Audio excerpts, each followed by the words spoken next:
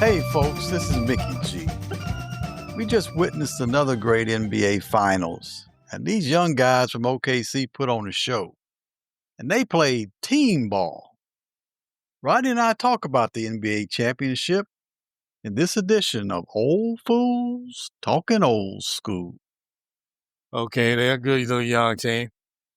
Yeah, it seemed like they are, but I don't know why it seemed like throughout sports history, when you got those young team like that, you say, "Oh man, they're gonna have a dynasty. They're gonna run 2 or 3 championships in a row."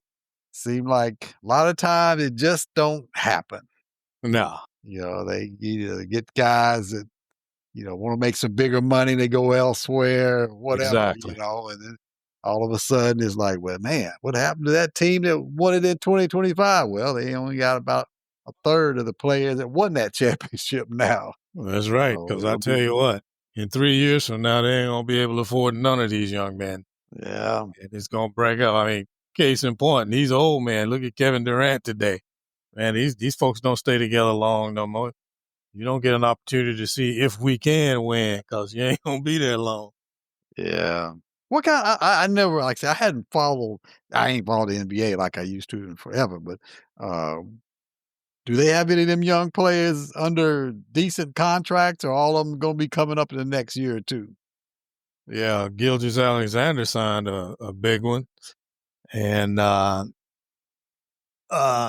couple of the veterans, they ain't got no big contracts, but they got decent contracts. But their nucleus, Holmgren and all them boys, they're young. They're still on their first NBA contract. Oh, okay. So they got a few years to get them on the cheap. And Yeah. I was looking at Holmgren. I'm like, "Man, his legs ain't much bigger than my legs." I'm like, "No wonder he have all them injury issues." I'm like, of course, he's a 7-footer, but I was still yeah, looking at him, I'm like, "Damn, he like a racehorse, all that big body, them little skinny legs." yeah, man. That's why his ass be on the floor every 5 minutes. He can't stop him. He can't stay up. I heard that. Yeah, yeah. These boys got some shooters though. Them brothers be out there. That's what's carrying them all year long. Is them shooters, cause they just got a good little mixture. I have to give them credit. I'm not a fan, but I give them credit. Yeah, yeah.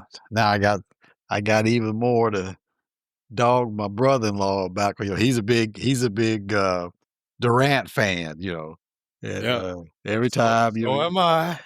every So am time he come in here talking about, I. Durant this and Durant that, I always, "Well, why couldn't he win in OKC?" "Because James Harden didn't show up." I'm like, "What do you mean James Harden didn't show up? James Harden was coming off the bench, you know?" I said, "You had, Westbrook, and you had Durant, and you had" Well, that was his uh problem. That's why he couldn't win nothing with Westbrook. His glory hound seeking ass. He wanted to be the man, and he wasn't. Boy, that you could see the frustrations. Even when I used to go down, hell, that's the last time I've been to the arena when they got rid of Durant. I like the hell with y'all. Uh, Durant be standing over there wide open, knocking down three. Russell gonna go in there, feet flying, Durant just look over at the bench and put his hand. All right, man, what is this? And he had a little success. Then he wanted to be on the same level. Man, he ruined that team. I just look what he's done since. I mean, I don't know if you remember the All-Star game that year when Durant was with Golden State, him and Curry over there laughing their ass off at that Russell Westbrook. He's trying to get that MVP. Boy, he was hounding, shooting everything. They were cracking up, man. I was shocked that they kept showing him over there. They were laughing. Like, boy, he trying to get him a name. Yeah. I give him his hustle. He hustled, but even all this stuff that they give him about it, being a Hall of Famer and all that, being a superstar, I don't see it. But Well, that's I what. don't know. I felt they had the team to win it all. if they could have just, like you say, checked their egos and played as a team like this young team seems to be Mm-hmm. doing now. Mm-hmm. 'Cause, I mean, they had the marquee players, and then they had, you know, a good group coming off the bench too. I mean, they had about the the things in place that you'd wanna do to win a championship. But Mm-hmm. for whatever reason, they just Well, couldn't put it together at the end. part of that was ownership.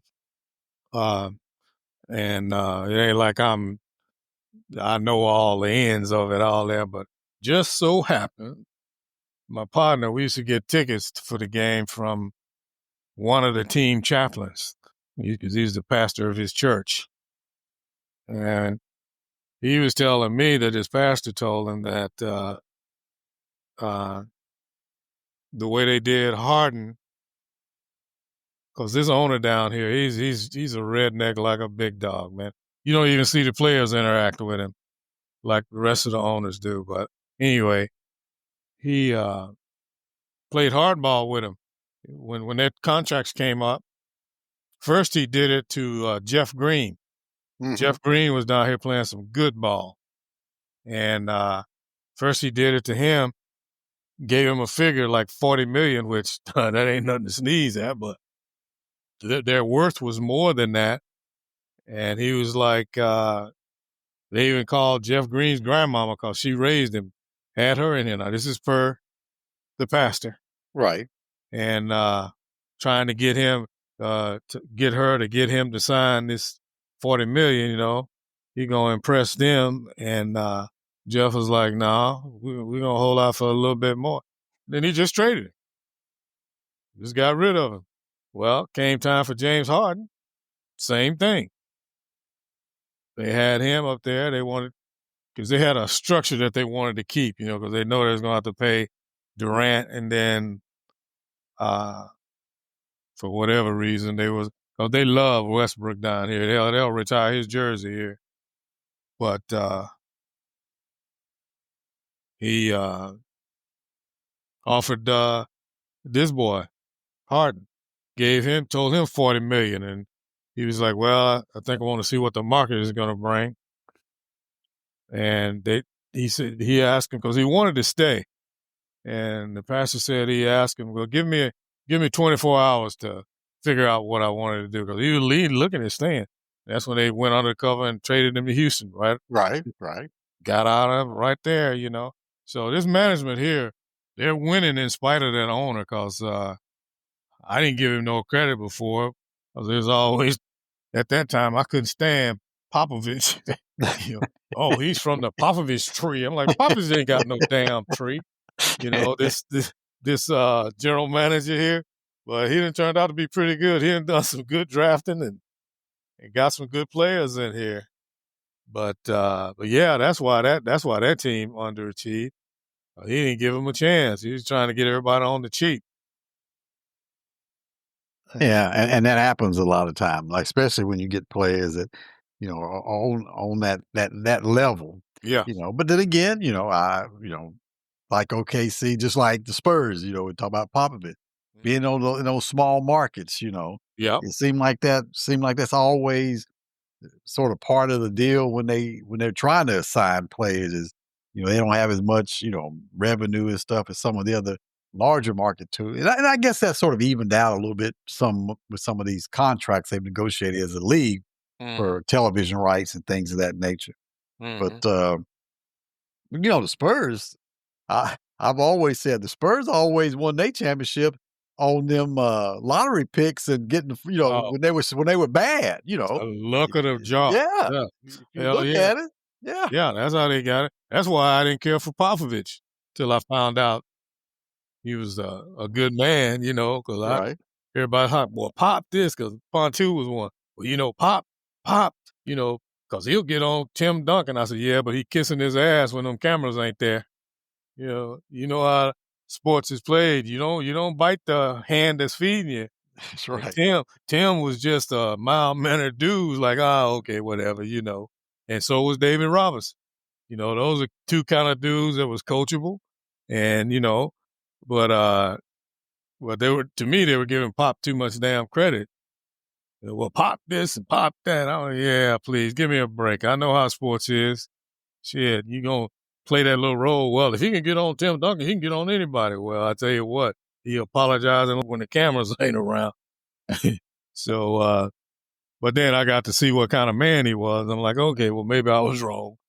Yeah. But I always liked I always liked this game because he would take on some of the the trouble childs, and bring them on the team. It seemed like he would sort of turn them around a little bit, and he would mhm, have that good mix. So I think having Tim Duncan and David Robinson, uh, you had to have some enforcers back in those days too, and they weren't going to be the enforcers. right.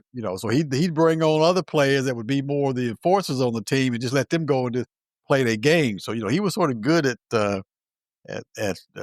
those kind of things. So, but I guess that was one of the reasons I was so uh, almost in disbelief at how quickly they went down, especially with that Kawhi Leonard thing. I mean, I'm just Mhm. thinking, oh yeah, well, they always get somebody, and they always build around them.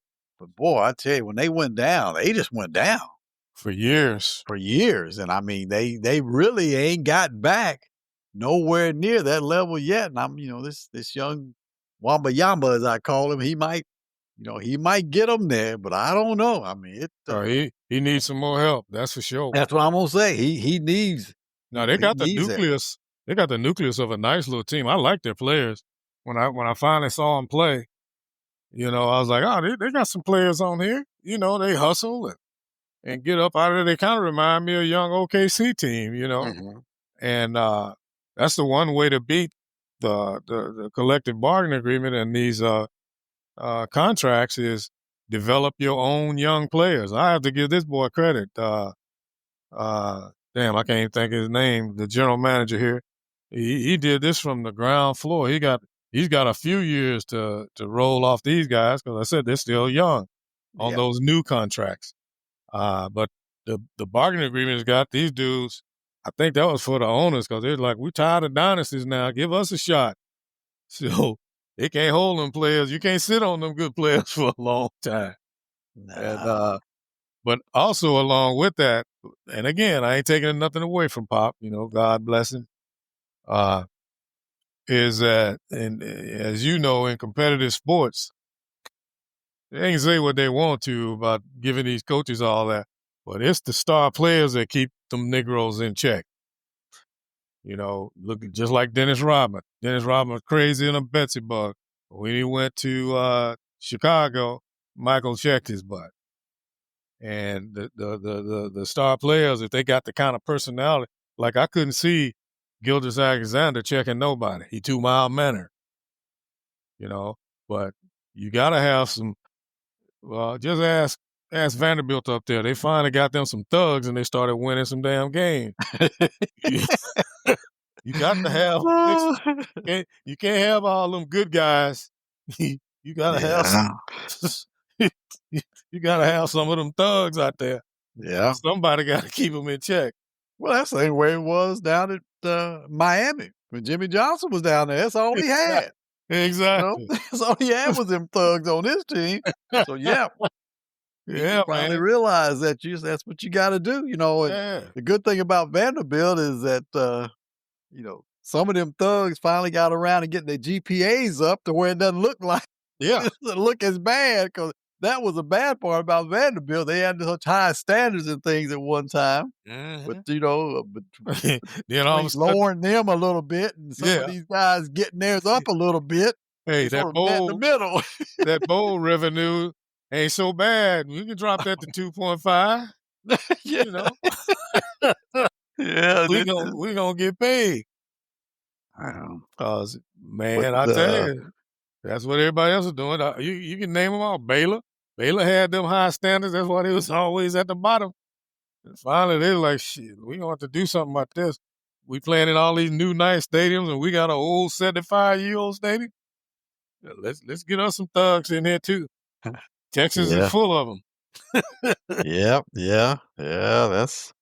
Then you look back a day when SMU had their run, Yeah, of course, then they got the death penalty, and they never really recovered from that. yeah. So yeah, it goes on all over when it comes to stuff Oh, like yeah, that. It's just matters that somebody usually get to a point to where they drop a dime on you, and then yeah. there you go, but, That's they all do that stuff. oh, yeah, and has been. I mean, just like with SMU, the thugs wasn't the players, the thugs was the alumni and all them other dudes handing out that money and buying them Trans Am U. This was Oklahoma used to be up here.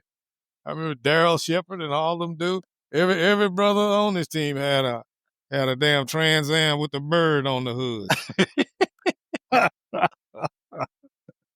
So yeah, they all know how to do it. It's the same thing now that they're doing with these high schools. All of a sudden, all these Saint Mary's and Saint this and Saint that. We couldn't afford to go to no schools like that. All of a sudden now, you got a scholarship. Where did that come from?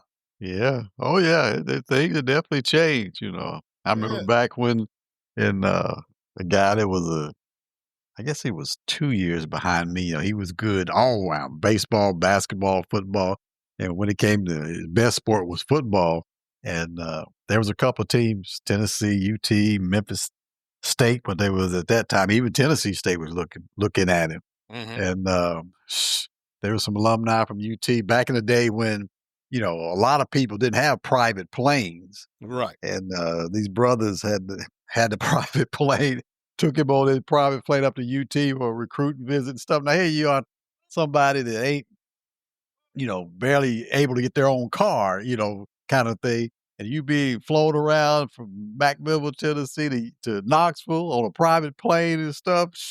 They said, "We didn't have a chance," Of Yep. course, that's where he went. He went and played at UT, so yeah, that alumni can make a big I know they've tried to rein them in over the years because it was starting to get out of hand, but yeah, that's how they got away with it. The school ain't gotta give you money if the Right. alumni is giving you money. That's right. And now they're further corrupted. Now they've got all these Nike and Adidas and Under Armour. That's basically who pay their salary. They got a basic state salary as a state employee, but the millions come in from from, from uh, Nike and Under Armour. So it's a whole system rigged off of 18, 19-year-olds that ain't making no money. Well, I guess they're getting ready to because they should be getting paid, Yeah, generating all that money, and they can't get none of it. yeah. That's what I remember back in the day. I think I told you about when Fly Williams played up there at Austin Peay. You know, who from New York know anything about an Austin Peay in Clarksville, Tennessee? Exactly. He showed up at Austin Peay, man. I mean, my cousin was in school when Fly was up there. He said, "Man," he said, "we go downtown." Said Fly, we will walk into them dress shops and them tailor shops, walk in, pick out a suit, right, walk right out the front door with the suit, ain't paid a dime. He said he would go and shop anywhere he wanted to. Yeah, And because, like I said, these were all businesses that were part of the alumni up there. that's And, right. I'm like, yeah, because you gonna tell me Fly Williams from New York City knows anything about Austin Peay University Exactly. in Clarksville, Tennessee? Hmm. No. Well, they to get that winning. Hell, he ain't nobody. Hell, we thought Austin P was in Austin. Hell, Yeah. when it first came out, I ain't know there was no Austin P in Austin, Texas. And but yeah, man, it's just a big business, man. It's a plantation mentality. We all gonna make money off of these dudes, and that's what they've done. And I guess it's kind of reined in a little bit now because they ain't the only ones got the money. So that's why all the Tennessees and Texas and Oklahomas was you could hoard players. Everybody wanted to go there because of the name. Now players are going everywhere because everybody got some money. Yeah. And here you go here. You play 4 years if you want to. But yeah, it's a system. Even like this mess. Even up here on the pros, you got all these has-beens or never was beens on here making money out commentating, giving their opinion. Yeah, their opinion they don't know no more than the rest of us know. No. No, they don't. They don't. And I say every time I listen to Richard Jefferson talk, I'm thinking, "Boy, you the one of the biggest busts there ever was." I still remember when he played with the Spurs, Yep, and, yep. I remember they was in one of the playoff games. It was a tight game. It may have been a game 7, and, came down to it. Seconds left in the game. The Spurs were down like a couple of points. They passed the ball out to Richard Jefferson. Wide open shot. What does he do? Pass the ball. I'm like, "Come on." I said, "That showed me right then, you ain't got the heart to be a star." You got the chance to be the hero of the game. You got the ball, you got a wide open shot, and you gonna pass the 'cause I think he's trying to pass it down to Tim Duncan, Uh, and he was trying to say, "Well, he's our man, he's our man." I'm like, You're wide open. Only got, like, 4 seconds left in the game. yep, Shoot the ball." yep. I lost all respect for I didn't have a whole lot for him anyway, but I lost Mhm. all respect for him after I saw him do that. I said, "No, you ain't got the heart." I said, Michael Jordan would have hit that jumper and walked down the court laughing at you. You gonna pass the ball. Yeah. That's So all of 'em, man. All these commentators, if they did play, except you got the exception of Stevie and A, who ain't never played, but he know everything. And, but like you listen to Perkins up here now, if you listen to Perkins, boy, you'd have thought he was like the number one sitter in the NBA. The longer they've been away from the game, the better they thought they yes, were. I was. And I was like, I was like what Kevin Durant said.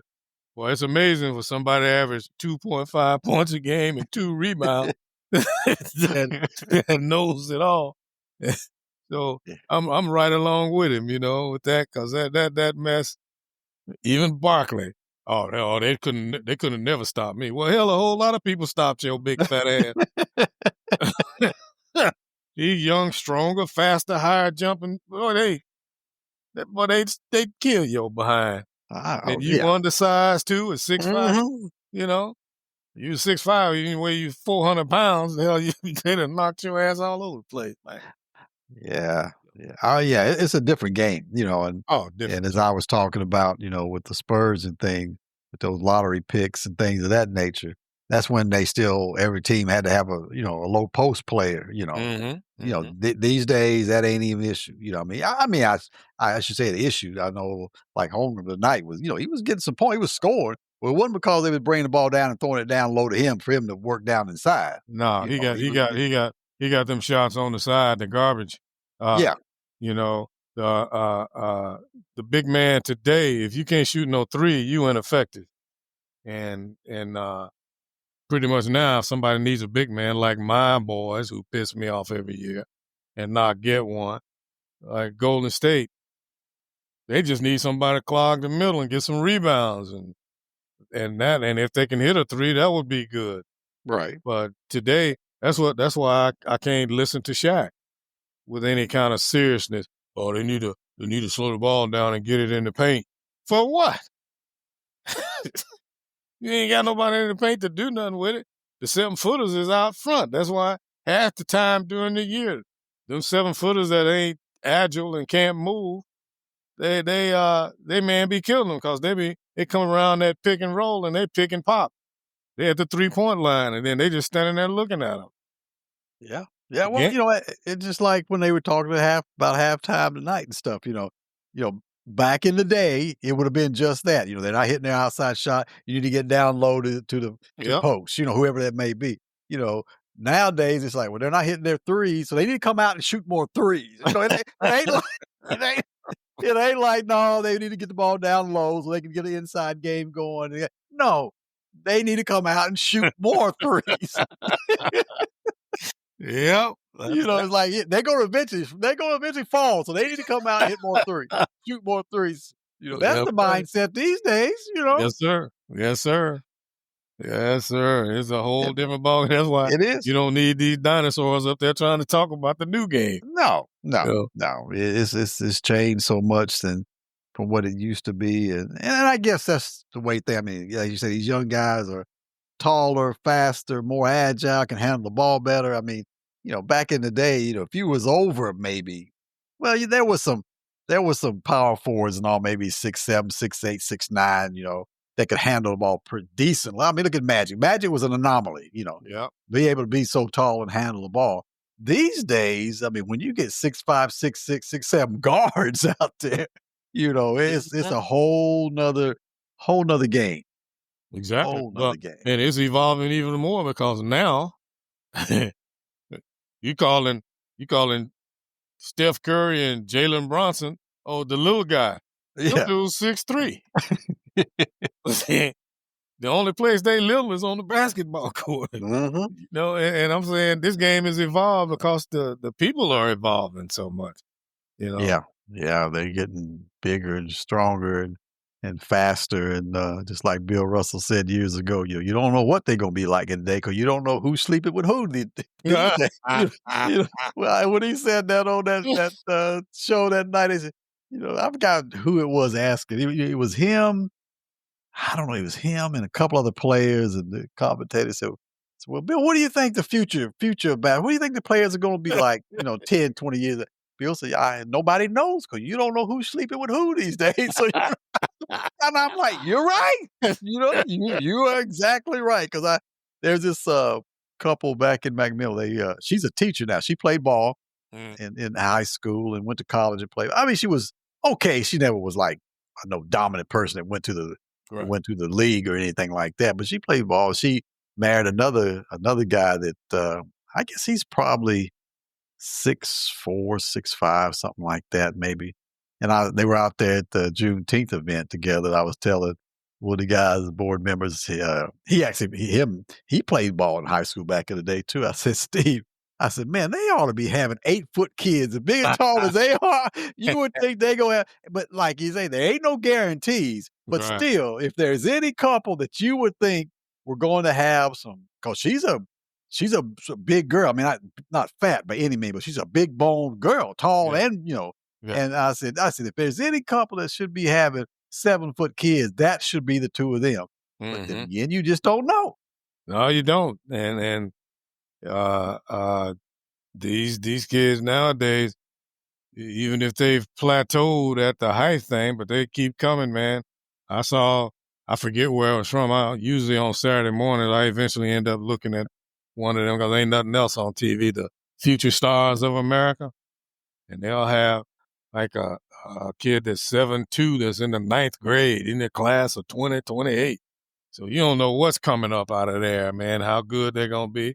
And then to show you how it's evolved, they had this one girl on there. I think she was in high school. She might have been a junior or whatnot. She was putting that ball between her legs, going down the lane and dunking just like a dude. I was like, damn. It was like, that wasn't no fluke. Let's show you again. She was getting, I mean, her hand was over in the hoop. She wasn't just grabbing on the rim. Like, I remember the first time I saw Cheryl Miller, not Cheryl Miller, but the other one, the one from Tennessee. What's her name? She's married to Lynn's friend down here for a minute. Before she started believing in licking instead of sticking. Oh, you're talking about Candace Parker. Yeah, Candace Parker. And Candace Parker, when she first dunked, she slammed it, but she grabbed onto the rim. That's what gave it the effect. This girl was dunking like a dude. It wasn't no doubt about she was dunking. And you just never know how these good kids are developing, man. And then the technology, and I give everything to that. The research and development of this stuff, man, because we had that archaic belief stuff like, well, you don't want to lift no weights because it'll mess your shot up. And then you see these kids coming in here now, but they've been lifting something. So, it's just altogether different. And the agility that they have with these drills, we did the side shuffle and run. These kids, we didn't understand and appreciate the off season, because that's where a lot of it, that's where you get stronger and faster and that kind of thing. Yeah, athletes have changed so much in our lifetime. Makes you wonder what players will be like 30 years from now. Y'all have to tell me about it. Don't think I'll be around then, but who knows? Thanks for listening to this edition. Join us next time for Old Fools Talking Old School. Until then, this is Mickey G. Peace.